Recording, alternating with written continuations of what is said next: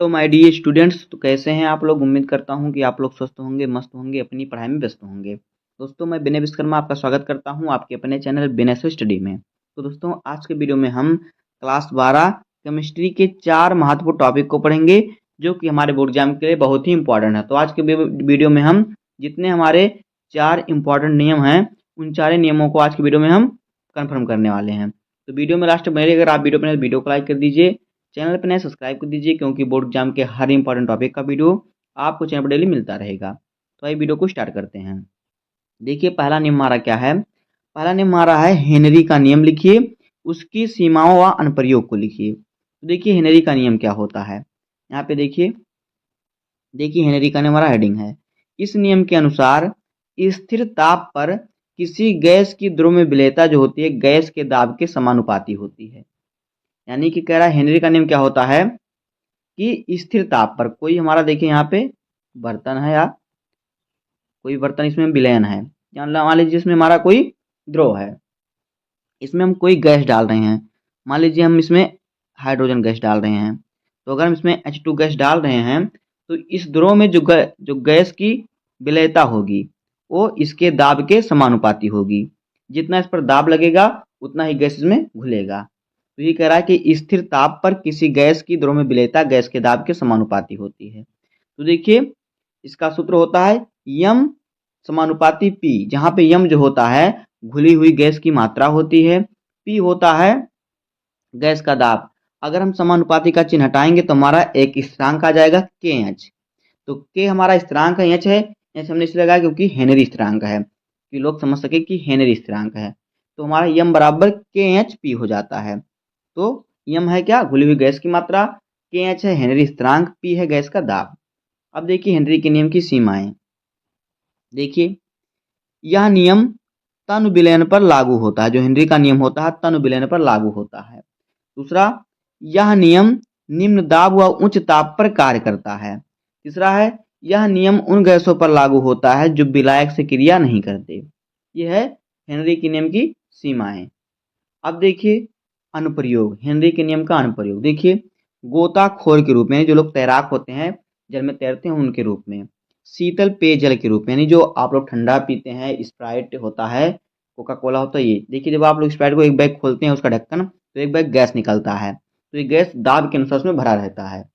आगे देखिए, दूसरा अगला है कि फेफड़ों की क्रियाविधि में जो हम सांस लेते हैं उसमें भी क्या राउल्ट का नियम प्रयोग होता है। राउल्ट का नियम उसमें भी अनुप्रयोग उसका है, राउल्ट का नियम भी उसमें कार्य करता है, राउल्ट का नियम उसके आधार पर कार्य करता है। अब देखिए दूसरा है, सॉरी, ये हमारा जो फेफड़ों की क्रिया है हेनरी के नियम पर कार्य करता है। दूसरा हमारा है राउल्ट का नियम। तो देखिए राउल्ट का नियम लिखिए, उसकी सीमाएं बताइए। तो देखिए राउल्ट का नियम क्या होता है। इस नियम के अनुसार किसी विलायक में अवाष्पशील विलेय मिलाने पर प्राप्त विलयन के वाष्प दाब का आपेक्षिक अवनमन विलेय के मोल प्रभाज के बराबर होता है। यानी जो राउल्ट का नियम होता है इसके अनुसार किसी विलायक में अवाष्पशील अगर हम विलेय मिलाएंगे तो जो विलयन प्राप्त होगा वो वाष्प दाब का अपेक्षित अमन विलेय के मूल प्रभाज के बराबर होगा। इसका सूत्र होता है P not minus P S बटे पी नॉट बराबर एन बटे एन प्लस कैपिटल एन। जहाँ पे जो हमारा P not minus P S बटे पी नॉट है यह वाष्प दाब का आपेक्षिक अवनमन, और एन बटे एन प्लस कैपिटल एन जो है यह है मोल प्रभाज। तो ये दोनों एक दूसरे के बराबर होते हैं। अब देखिए राउल्ट के नियम की सीमाएं। तो देखिए क्या है, यह तन विलयन पर लागू होता है, यह अवाष्पशील पदार्थों के विलयन पर लागू होता है, यह विद्युत अपघट्ट के विलयन पर लागू नहीं होता है, जो राउल्ट का नियम होता है। अब देखिए अगला हमारा है कॉलराउस का नियम। तो देखिए कॉलराउस का नियम क्या होता है। कॉलराउस का नियम लिखिए और फिर इसके अनुप्रयोग बताइए। तो देखिए कॉलराउस का नियम क्या होता है। इस नियम के अनुसार, यानी कि कॉलराउस के नियम के अनुसार, अनंत तनुता पर किसी विद्युत अपघट्ट की मोलर चालकता विलयन में उपस्थित धनायनों तथा ऋण आयनों की मोलर चालकताओं के योग के बराबर होती है। जो कॉलराउस का नियम होता है कि अनंत तनुता पर किसी जो विद्युत अपघट्ट की मोलर चालकता होता है उसका जो विलयन होता है, मान लीजिए हमारा NaCl का विलयन है, तो NaCl का यहाँ पे हमारा विलयन है। देखिए मोलर चालकता, अनंत तनुता का मतलब यहाँ पे देखिए इनफाइड लिखा हुआ है, अनंत तनुता हमारा लेमडा लगा है, तो ये जो हमारा होता है, जो हमारा यहाँ पे देखिए लेमडा इनफाइनाइट है, ये है अनंत तनुता का चिन्ह। तो अनंत तनुता पर मोलर चालकता नियम लिख दिया है, तो यहाँ पे देखिए अनंत तनुता पर मोलर चालकता ये हो गया, किसी विद्युत अपघट की मोलर चालकता के विलयन में उपस्थित धन आयन और ऋण आयन, कोई विलयन होगा उसमें धन आयन और ऋण आयन उपस्थित होते हैं। तो देखिए हमारा इसमें Na+ धन आयन है और Cl जो है वो ऋण आयन है, तो NaCl मिलकर विलयन बना हुआ है। तो धन आयनों और ऋण आयनों की मोलर चालकताओं की योग के बराबर होती है। तो यहाँ पे देखिए अनंत तनुता पर Na+ की मोलर चालकता और अनंत तनुता पर Cl- की मोलर चालकता, दोनों का योग बराबर क्या है, विलयन की मोलर चालकता अनंत तनुता पर। तो ये कोल्डाउस का नियम। आगे देखिए इसके अनुप्रयोग।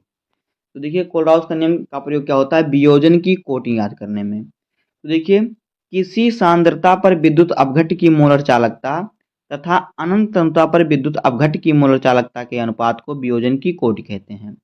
इसके किसी सांद्रता पर विद्युत अपघट की मोलर चालकता तथा अनंत तनुता पर मोलर चालकता, यहाँ पे देखिए यह है विद्युत अपघट की मोलर चालकता, यहाँ पे लेमडा C/m है और बटे में है मोलर चालकता अनंत तनुता पर, इसके क्या अनुपात के बराबर होता है, दोनों का अनुपात इसके वियोजन की कोटि के बराबर होता है। तो ये होता है इसका सूत्र। आगे देखिए जहाँ पे जो हमारा है देखिए लेमडा C/m जो है किसी सांद्रता C पर विद्युत अपघट की मोलर चालकता है, और फिर लेमडा इनफाइनाइट m जो है अनंत तनुता पर विद्युत अपघट की मोलर चालकता है। अब अगला देखिए कि हमारा हार्डी-सुलजे का नियम। तो देखिए हार्डी-सुलजे का नियम क्या होता है, देखिए किसी आयन की संयोजकता जितनी अधिक होती है उसकी स्कंदन करने की क्षमता उतनी अधिक होती है। इसी नियम को ही हार्डी-सुलजे का नियम कहते हैं। यानी जिस आयन की संयोजकता जितनी अधिक होगी वो उतना ज़्यादा स्कंदन करेगा।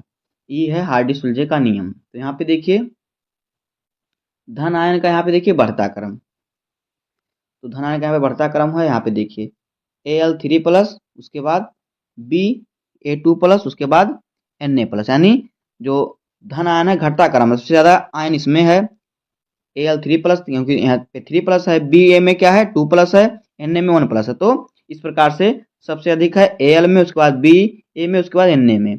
इस प्रकार से घटता हुआ क्रम है, इस प्रकार से घटते हुए जा, जितना आगे जाएंगे घटता हो जाएगा। अब देखिए नीचे क्या है, ऋणात्मक आयन का घटता क्रम। तो देखिए सबसे अधिक ऋणात्मक कौन है, PO3-4, उसके बाद है SO2-4, उसके बाद Cl। तो यह है ऋणात्मक आयन का घटता क्रम। तो इस प्रकार से हो जाएगा क्लास 12 केमिस्ट्री के 4 महत्वपूर्ण नियम। यही 4 महत्वपूर्ण नियम आपके बोर्ड एग्जाम में पूछे जाते हैं। दोस्तों अगर आप वीडियो पर हैं तो वीडियो को लाइक कर दीजिए, चैनल पर हैं तो लाइक कीजिए, सब्सक्राइब कीजिए, शेयर कीजिए, कमेंट कीजिए, क्योंकि बोर्ड एग्जाम के हर इंपॉर्टेंट टॉपिक का वीडियो आपको चैनल पर डेली मिलता रहेगा। तो मिलते हैं किसी नेक्स्ट वीडियो में, तब तक के लिए धन्यवाद, जय हिंद।